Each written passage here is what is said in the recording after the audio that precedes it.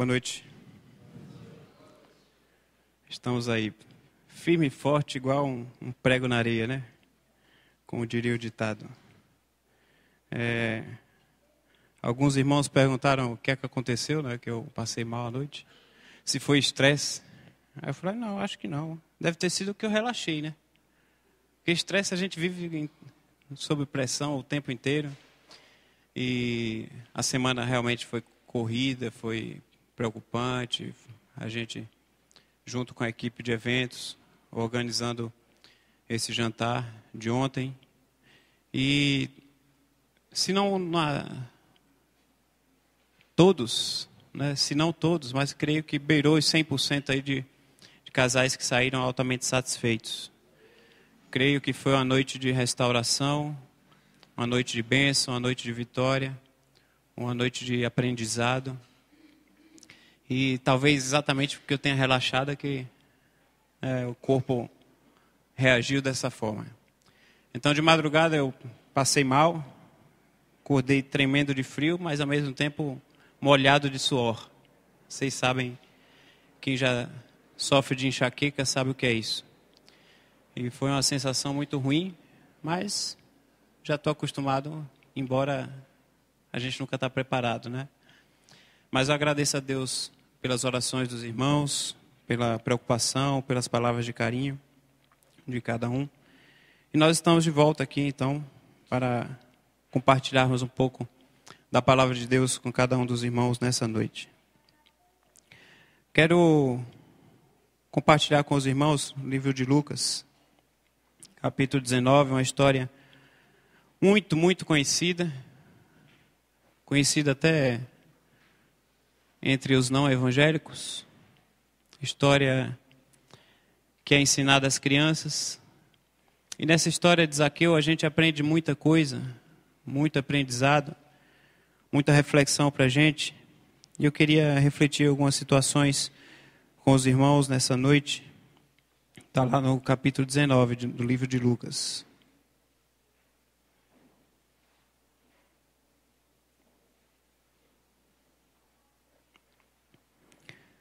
Diz o seguinte: Jesus entrou em Jericó e atravessava a cidade. Havia ali um homem rico chamado Zaqueu, chefe dos publicanos. Ele queria ver quem era Jesus, mas sendo de pequena estatura, não o conseguia por causa da multidão. Assim, correu adiante e subiu numa figueira brava para vê-lo, pois Jesus ia passar por ali.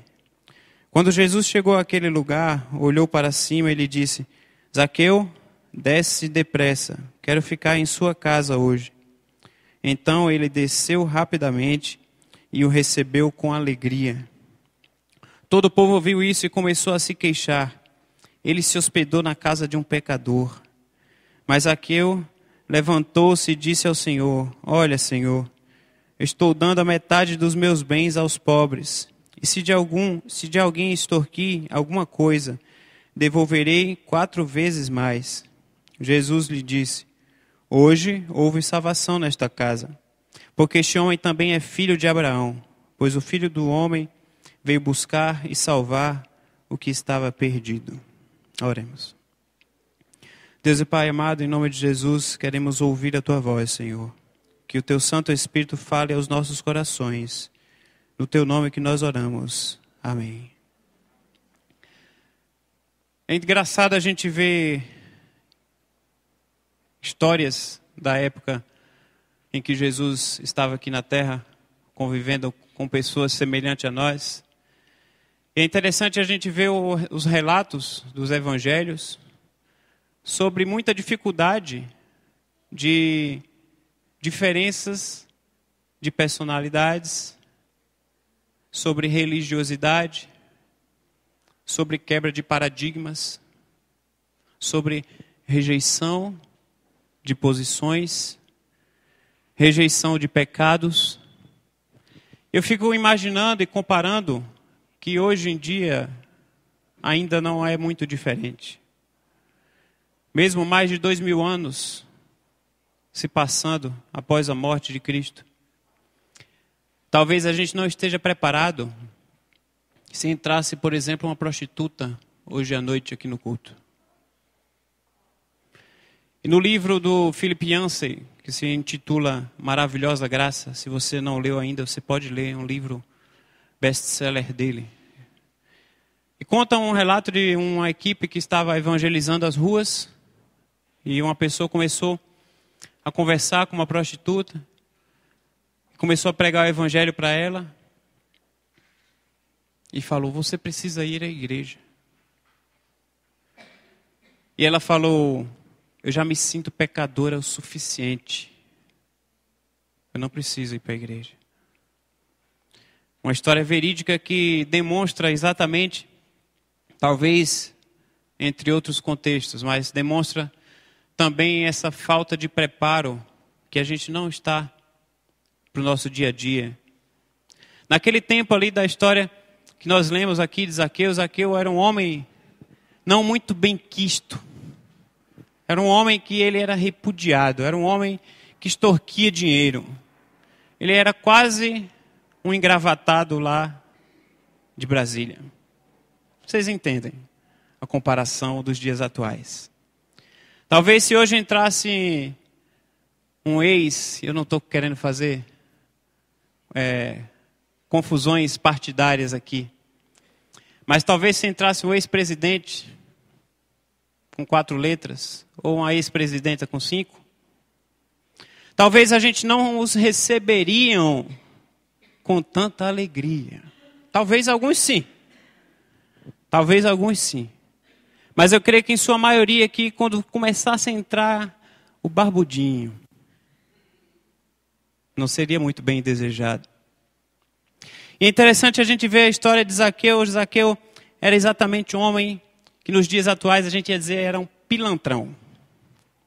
Ele conseguia extorquir muito mais do que o governo já extorquia ali à época. E a história conta sobre a história de Zaqueu, e algumas lições eu quero tirar em meio a essa pessoa que ela era repudiada, ela era ignorada, e ela vivia isolada, não era bem recebida por ninguém, porque o prazer dele estava no dinheiro, em extorquir, em se dar bem, ou entre aspas, né? E a gente tira algumas lições acerca dessa história de Zaqueu. A primeira lição que eu consigo enxergar aqui, quero compartilhar com os irmãos, Zaqueu, com toda a sua limitação, com todo o seu pecado, com toda a sua condição, Zaqueu, ele desejou ver Jesus. É interessante que o texto fala logo no verso 3, ele queria ver quem era Jesus. Zaqueu era um homem baixinho e ele não fala o texto se ele era não. Mas talvez fosse o tamanho do Neco, do Alaí, do Robinho, né? Talvez próximo daí. Não fala se era não, mas era um homem de pequena estatura, e quando a gente está no meio de uma multidão, como fala aqui, quem é mais baixinho, quando já está no metrô, no horário de pico na Sé, já sofre. Imagina em meio de uma multidão. Você está no meio do metrô, você não consegue alcançar, né? Para se segurar. Lógico que você não vai ter como cair, porque nem tem espaço para você cair. Então não tem muito o que se preocupar. Mas os baixinhos sofrem, e Zaqueu não era diferente. Mas Zaqueu, ele começou a ouvir falar desse tal de Jesus, e atiçou uma curiosidade nele. Talvez o Espírito Santo começou a trabalhar na vida dele, e ele se interessou, e ele desejou ver Jesus. Talvez a maioria de nós aqui um dia, a gente tenha desejado ver Jesus. Talvez, e serve como nossa reflexão, comparando com o que foi a palestra de ontem da psicóloga, que falou sobre amor. E a gente se encanta com esse primeiro amor e parece que vai se esfriando, vai se acabando. E a psicóloga falou que o amor, assim como esse desejo de querer Jesus, ele tem que ser renovado a cada dia. O nosso desejo de querer ver Jesus, ele tem que ser renovado constantemente. Porque não sei se os irmãos concordam comigo, às vezes a gente vê um novo convertido, a gente vê aquela empolgação, aquele ânimo. Depois passa alguns anos. Está mais ou menos como a gente hoje agora à noite. Lógico que tem a questão cultural. Se o pastor começa a falar aqui, o pessoal começa a olhar a hora, já são 7h20, 7h30, já passou de meia hora. Já fica angustiado pelo tempo. Mas é muito interessante esse desejo de querer renovar os votos com Jesus, esse desejo íntimo de se aproximar de Jesus a cada dia, de buscar. E a gente pôde ver isso no dia que, por exemplo, os angolanos vieram aqui. Vocês puderam perceber a alegria de desejo mesmo de querer Jesus constantemente. Acabei de receber o convite do pastor Charles, do casamento dele. Eu estava olhando ali o convite. O convite está lá em duas partes. Primeiro, a cerimônia religiosa. Já está lá o horário. Das 4h30 da tarde às 7h30 da noite. E a segunda parte, a festa num buffet lá na Jacupêssego. Qual horário está aí? 8? 8h30? 10 da noite está assim, até o amanhecer. Isso é que é alegria. Isso é que é desejo. Isso é que é gratidão desse Jesus. Eu estou analisando um contexto cultural. Nós vivemos de uma forma diferente, é difícil a gente aguentar, talvez até fisicamente, principalmente eu no dia de hoje. Imagina, né? 4 horas de culto, ia ficar complicado. Mas Zaqueu desejou ver Jesus. Serve para nós como lição para a gente renovar os nossos votos desse desejo, dessa paixão, desse amor para aquele que é amor. Para com aquele que é amor. E um dia a gente se encontrou com ele. Outra lição que a gente tira aqui, que a gente aprende com Zaqueu, mesmo a pessoa que a gente acha que não poderia aprender nada, porque não tem muito a oferecer para a gente, porque eu sou melhor que ele. Zaqueu. A gente aprende, no verso 4 diz, assim correu adiante e subiu numa figueira brava para vê-lo, pois Jesus ia passar por ali. Uma grande lição que a gente aprende com Zaqueu, com toda a limitação dele, com toda a dificuldade. Ele desejava ver Jesus e ele lutou contra os obstáculos que estavam adiante dele. Talvez para muitas pessoas não ia ser grande dificuldade de ver Jesus passar, porque a sua estatura permitia. Mas um baixinho ia ter muito mais dificuldade e Zaqueu enfrentou esse obstáculo. E com esse desejo, esse sentimento forte dentro dele de querer ver Jesus, ele lutou contra todos os obstáculos possíveis. E ele viu a Jesus. Serve de lição para a gente, porque, obviamente, hoje a gente entende que tem algumas famílias viajando, feriado prolongado. A gente entende que tem algumas famílias que estão ajudando lá no encontro de casais. A gente entende que talvez alguns estejam doentes. Mas a gente também sabe que tem muitos que o desejo deles está sendo assistir o Fantástico em casa. Talvez porque ele não esteja com esse desejo, esse renovo dentro dele de querer vencer os obstáculos, as dificuldades, as lutas.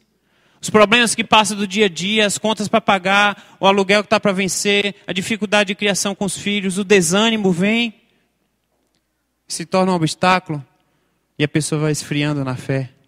E ela vai esfriando esse desejo de querer ver Jesus. E o obstáculo se torna maior do que ela.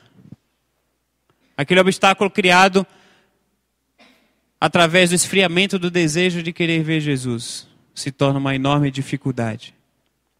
E quando a gente menos percebe, a gente está frio na fé, a gente está entristecido, a gente está deitado no sofá, a gente começa a enfrentar problemas de saúde.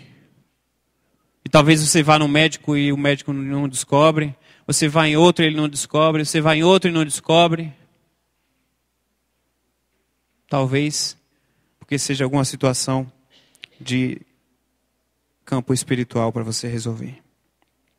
Zaqueu, além de desejar e de vencer, de lutar contra os obstáculos, Zaqueu, lá no verso 6, quando Jesus olhou para Zaqueu, coisa que ninguém fazia. Se olhasse era com repúdio, com ato de ignorar a pessoa. Mas Jesus olhou com compaixão. Jesus olhou para Zaqueu com amor. Jesus olhou para onde ninguém olhava. Jesus olhou, todo mundo estava olhando para a multidão, aquele tumulto, e Jesus olhou para Zaqueu escondidinho ali na árvore. E Jesus olhou para Zaqueu e falou: Zaqueu, desce. E o versículo 6 fala: então ele desceu.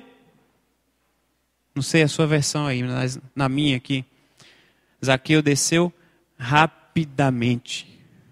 Aquele desejo que Zaqueu tinha de ver Jesus, de conviver com ele, de participar junto com aquele Jesus do qual ele tanto ouvia falar, mas que ele tinha dificuldade de se achegar. Ele enfrentou os obstáculos e quando teve a oportunidade, ele não pensou talvez meia vez, porque o texto fala que ele desceu rapidamente. Talvez quando a gente aceita o convite de um renovo, talvez quando você recebe um convite para ir para um culto, um convite para ir para um jantar de casais, uma oportunidade que você vai ouvir uma palestra com uma psicóloga, com alguém especializada, para te dar um renovo no teu casamento, você fala: meu casamento está muito bem, essas bobeiras aí não vai fazer diferença na minha vida. Talvez quando você recebe um convite para um culto de gratidão, parece que está meio fora de moda, né? Mas na minha época tinha muito culto de gratidão a Deus, porque eu passei no concurso público. As pessoas procuravam o pastor, falavam: pastor, eu quero fazer um culto de gratidão a Deus. Mas às vezes ainda aparece. Em Deus eu espero que apareça mais, né? A gente ser grato a Deus e a gente procurar, aí vem a pessoa te convida: irmão, vai lá em casa, eu vou fazer um culto de gratidão a Deus por uma vitória alcançada. Que eu conquistei minha casa própria. Eu falei: caramba, como é que esse miserável conseguiu comprar a casa e eu não, né? O cara mal trabalha, eu ralo pra caramba. Deus abençoa ele e não me abençoa. Eu que não vou nesse culto. Não é assim que a gente vê às vezes? Vamos falar na real, gente.